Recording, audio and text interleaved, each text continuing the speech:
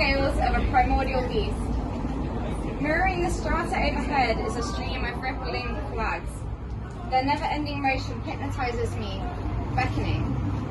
Sound bows between the brickwork, coating the facades. My shadowy reflection trails from window to window as I walk. Occasional fractures in the glass track my movements in a holographic lining, flashing like a starling's wing. I feel many stories here.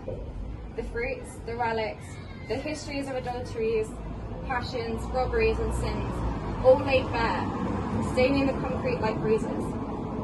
From the distended belly of a building set back from the rest, a rumbling like thunder swells as I approach the rear gate.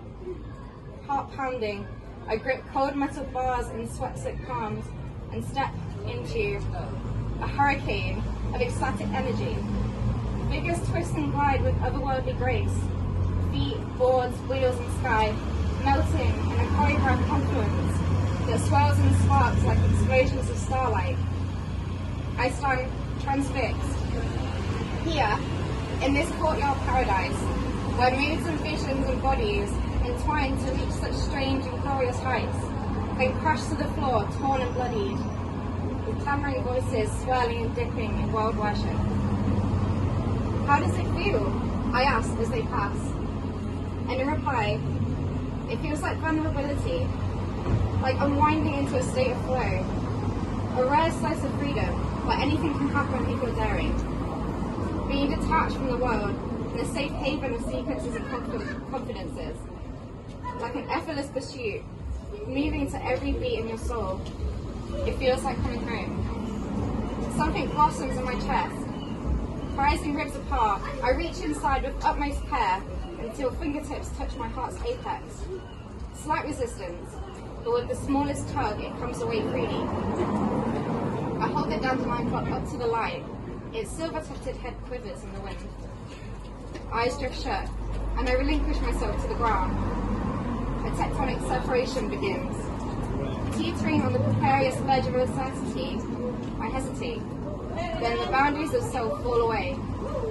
Limbs, torso, pelvis, spine, skull slip into the ground. My body and the landscape meld into one, until all I can recall are the ephemeral traces of life across its surface. Roots spread, tying love knots around each other and anchoring between the cracks. The final sensation is one of tender release.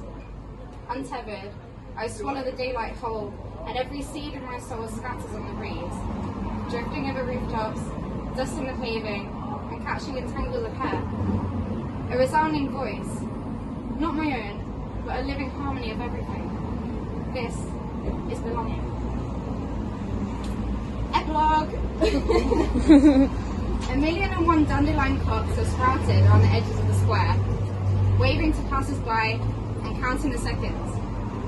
Their continual cycle of dispersing, sowing, growing and blooming is one of resilience and strength, an unrefined beauty that drenches the town in gold. By binding the sacred and the mundane, they seem to say, to endure and to continually rearrange through such an expansive time is surely to be beloved.